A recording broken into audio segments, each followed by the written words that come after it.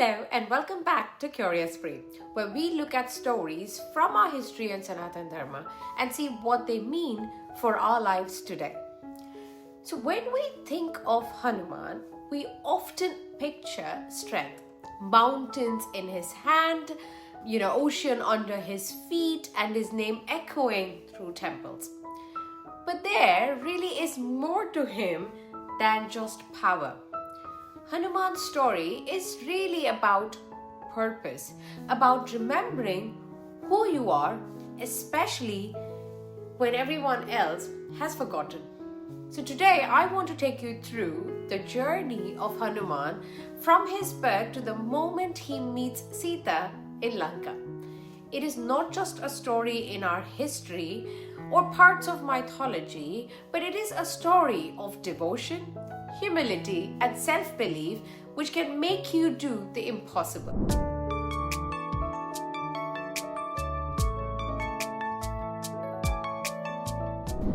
Hanuman's story begins with his mother, Anjana, a celestial being who had once been cursed to live on earth. She prayed deeply for a child who would free her from that curse. Now, around the same time, King Dasharatha of Ayodhya was performing a ritual to be blessed with sons. So the gods were pleased and they sent him a bowl of sacred food. Now, by divine play, a portion of that food was carried by the wind god of Vayu straight to Anjana's hands. She accepted it with faith, and from that union of divine food, wind, and devotion, Hanuman was born. Now, that's why he's also called Vayuputra, or the son of the wind god. From the moment he opened his eyes, he was filled with energy and mischief. One morning, he saw the rising sun glowing in the sky and thought it was a big juicy fruit.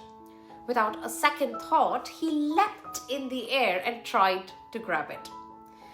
The gods were terrified. Imagine a child racing towards the sun. So Indra, the king of gods, struck him with his thunderbolt. Hanuman fell to the ground, to the earth, unconscious. Now Vayu, his father, the wind god, was obviously furious. In his pain, he withdrew wind from the world. Everything began to suffocate. The gods rushed to make a truce.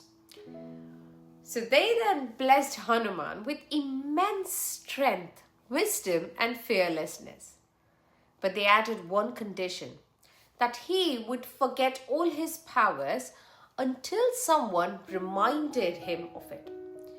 It was the universe's way of keeping him humble. As Hanuman grew up, his hunger for learning was unmatched. He wanted to learn everything and from the best. And who better than the sun god himself? So he approached God Surya and said, "Please accept me as your student." Well, so Surya smiled and said, I can't stop moving, Hanuman. How will you learn anything? Well, Hanuman then folded his hands and replied, "Then I will move with you as I learn." So he did.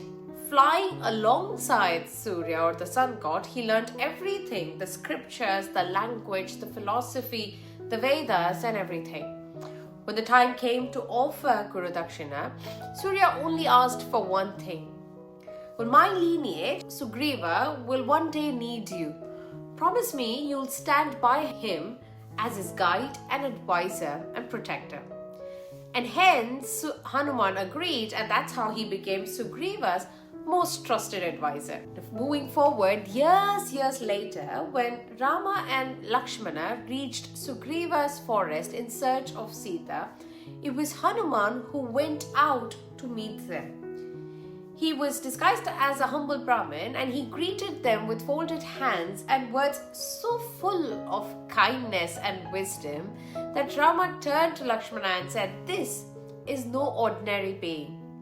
And in that single meeting, Rama found his truest devotee, and Hanuman found his life purpose. Now, when Sita was abducted, Sugriva's army was divided into groups that went in different directions all over the world. Hanuman joined the southern team. After searching for days, they reached the edge of the ocean. The mission felt impossible. No one knew how to cross such a vast sea. That's when Jambavan, the wise elder amongst them, spoke softly to Hanuman. "My dear son, have you forgotten who you are?" And just like that, something awakened inside him. He remembered his purpose, his strength, and his promise to Rama. He bowed, closed his eyes, took one mighty leap that shook the earth. And that leap wasn't just across the ocean. It was across doubt in itself. When Hanuman finally reached Lanka, he searched for Sita until he found her sitting under a tree in Ashoka Vatika, frail and pale, surrounded by demons, her hope almost gone. Hanuman watched her quietly. He knew she had suffered so much to be able to trust anyone easily. So he didn't rush to speak or introduce himself. Instead, he sat amongst the branches and began to softly sing praises of Lord Rama, his courage, his kindness, his journey, and his love for Sita.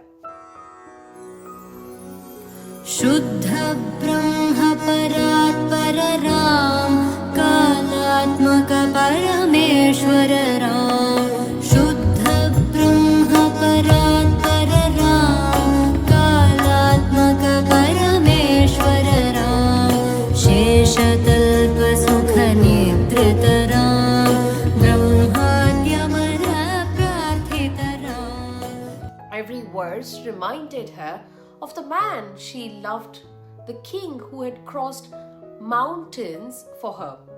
She realized that whoever could sing like this must have come from Rama himself. Now Hanuman then appeared before her, bowed his head and said, "Mother, I am your servant. I have come from Rama. He will come to find you soon." Now for months, Sita had felt forgotten. But before the army crossed the sea, before Rama himself reached Lanka, it was Hanuman's faith that reached her first. And that's what makes Hanuman's story so powerful. His strength wasn't just in his muscle, it was in his humility, his focus, and his devotion. He didn't do great things to be remembered. He was remembered because he did those small things with great sincerity. And maybe that's what this story teaches us today. You don't need to move mountains in life to make a difference. You just need to remember your purpose, who you are, what you stand for, and why you started. We all have moments like Hanuman at the ocean, starting before something that feels too big, too far, or too much. But sometimes all it takes is one reminder from a friend, a family member, or mentor, or even your own inner voice to say you've forgotten who you are. So today, if you're standing before your ocean, remember Hanuman. Take a breath, close your eyes, and remind yourself of your strength. Then leap with faith and not fear. Thank you for watching. If you did enjoy this episode, don't forget to like, share, and subscribe to Curious Pri, and I will see you next time.